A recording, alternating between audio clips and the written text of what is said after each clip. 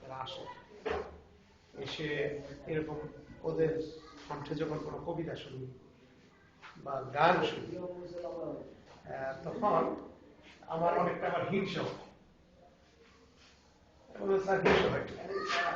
হিংসা হয় এই জন্য যে আমি যখন তোমাদের বয়সে ছিলাম, আমরা যে স্কুলটা করি সেটা আমাদের গ্রাম, আর তোমরা এখানে যারা আসছো সবচেয়ে দূরে কার বাড়ি? তোমাদের এখান থেকে কত দূরের থেকে আসছো? তোমার বাড়ি এখান থেকে কত দূর? কাছে দূরে কে আছো? দূরে সব নদী ভাঙ্গা। তোমার কত দূর বাড়ি? এখানে আসতে কতক্ষণ লাগে?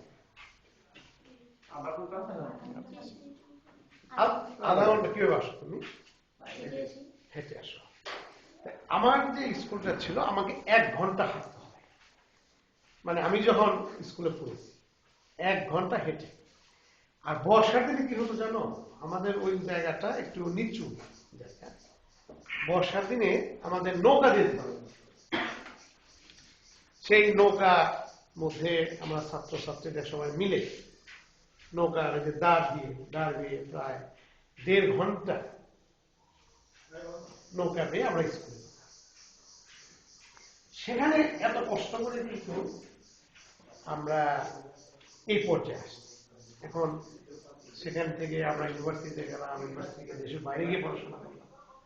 তারপর যেমন এখন আমি ঢাকাতে থাকি, আমার ছেলেমেয়েরা তারা গাড়িতে স্কুলে যায়, কিন্তু আমরা যেভাবে কষ্ট করে আমাদের যে একটা মনের একটা জিদ ছিল, একটা মনে একটা ইচ্ছা ছিল যে আমাদের বড় হতে হবে, শুধু সেই ইচ্ছার জন্যই কিন্তু আমরা এই পর্যায়ে আসছি। এটা তো আমার, আমাদের একজন বিজ্ঞানী ছিলেন না মেঘনাথ সাহা, আমি তার কথা বলি, আমি শেষ করি। মেঘনাথ সাহার তার বাবা অত্যন্ত দরিদ্র, তারা বেঁচে ছিল শুধু একটা ছোট্ট একটা ওই যে ইয়ের দোকান, ওই যেখানে ঘন্টি ঘর টাইপের ঘন্টি ঘর